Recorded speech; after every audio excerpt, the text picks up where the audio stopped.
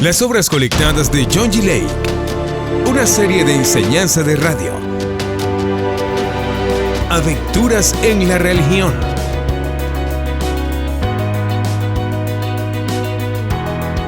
Capítulo 1. Viejos místicos. Este es el primer capítulo de una serie de artículos sobre el tema general de aventuras en la religión. Quiero recordarles por unos momentos a algunos de los antiguos místicos, a quienes se les permitieron vislumbrar lo invisible que no ha sido el privilegio del hombre común comprender. El primero y más importante fue San Francisco de Asís, a quien el mundo ha reconocido como uno de los personajes más parecidos a Cristo que jamás haya vivido en el mundo. Más tarde llegó San Juan de la Cruz, que durante 10 años pareció vivir desligado del mundo. Hoy se descubre que es uno de los hombres más prácticos. En un período posterior, Madame Guyon apareció en escena, y casi todas las bibliotecas contienen uno de sus libros. El moldeado de su carácter fue tan asombroso que ha causado mucha discusión en el mundo religioso de nuestros días.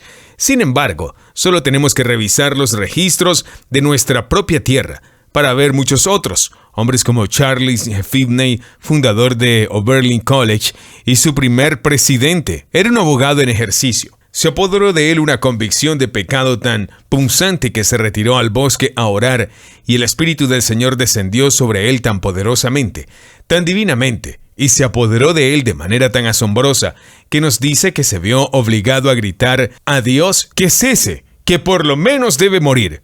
Su maravilloso ministerio en la tierra es tan conocido. Sus libros se encuentran con tanta frecuencia en nuestras bibliotecas que no es necesario hablar más de él. En esta lista deseo mencionar a uno que no suele ser mencionado con tanto cariño como Finney. Era un chico escocés educado en la Universidad de Australia, John Alexander Dowie. Además de esto, el Señor vino a él en su propio tabernáculo, una montaña, mientras estaba sentado en su escritorio. Jesús estaba acompañado por su madre, la Virgen María. Aconsejó a Dowie sobre su ministerio.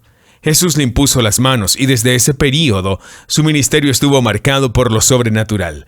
Es un asunto de dominio público y uno de los hechos más asombrosos que en una ocasión invitó a todas las personas que fueran sanadas bajo su ministerio a asistir a una reunión en el auditorio de Chicago. 10,000 personas asistieron a la reunión. En el momento psicológico, todos se levantaron y dieron un testimonio de que estaban sanados. A los que no pudieron asistir se les pidió que enviaran una tarjeta de 3,5 pulgadas cuadrada contando sobre su curación.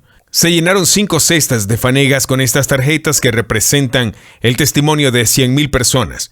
En el momento psicológico, estas canastas de 5 fanegas de cartas se derramaron sobre el escenario para enfatizar la extensión y el poder del ministerio de Dios y la bendición para la gente.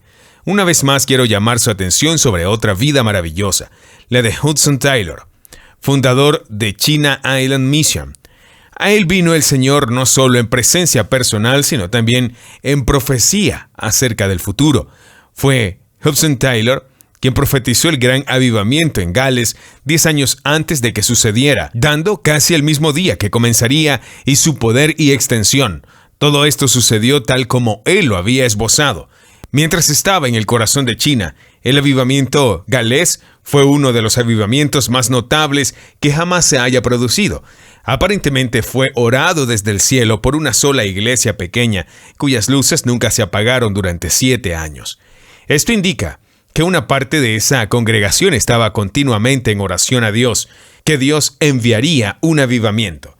Y así llegó, el avivamiento más asombroso e intensamente poderoso. En iglesias pequeñas que albergarían quizás a 500 personas. En un rincón, 50 personas estarían cantando alabanzas a Dios.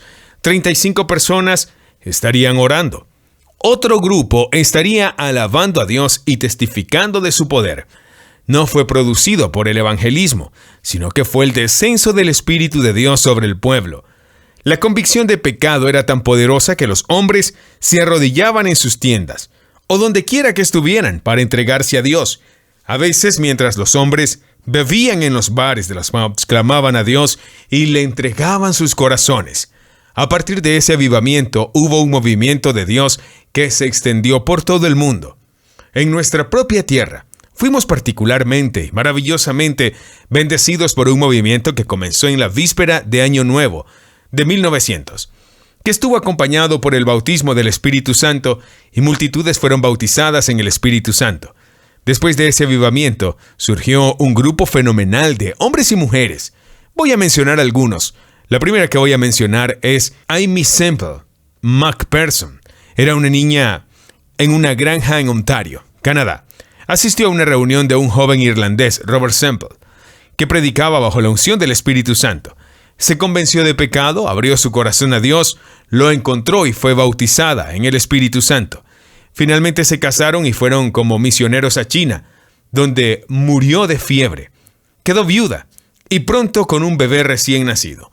Algunos amigos proporcionaron los fondos que la trajeron de regreso a Estados Unidos.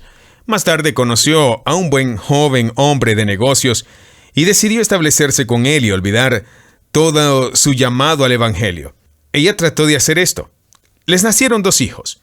Y luego un día Dios vino a Aimee en una reunión en Berlín, Ontario, dirigida por el reverendo Hall. Su ministerio inicial por un período de unos 15 años superó todo lo que jamás hayamos visto en cualquier tierra desde los días de los apóstoles. Una multitud fue sanada bajo su ministerio. Una vez más, quiero llamar su atención sobre otro hombre inusual, Raymond Ritchie, que pertenecía a Zion Hill. Su padre fue alcalde de Zion City. En algún momento, este chico era tuberculoso. No parecían entender su dificultad, no tenía ambición, no podía trabajar como otros niños, estaba en un estado de latitud. Finalmente encontró a Dios. Hablamos de encontrar a Dios como la antigua iglesia metodista hablaba de ser salvo.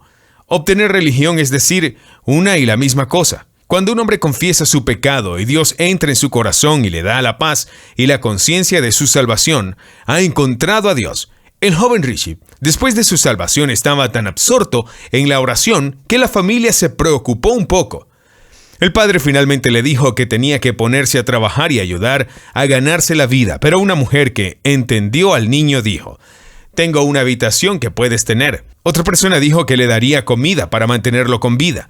Llegó la Gran Guerra, seguida de la epidemia de gripe. Cuando los hombres murieron por miles en todos los Estados Unidos, se conmovió y comenzó a orar por la gente, y fueron sanados. El departamento médico se dio cuenta de ello, y lo enviaron a orar por los soldados enfermos, y fueron sanados.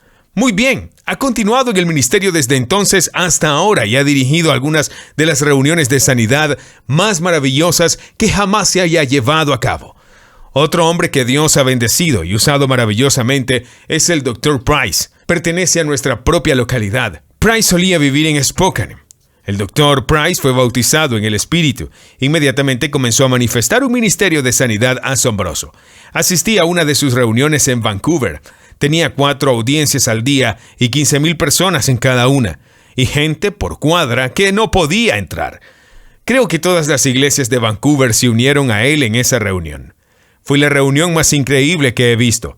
Los enfermos se paraban en grupos de 50 y él los ungía con aceite, según el capítulo 5 de Santiago. Luego oraba por ellos. Estaban tan dominados por el Espíritu que caían al suelo y un gran número fueron sanados.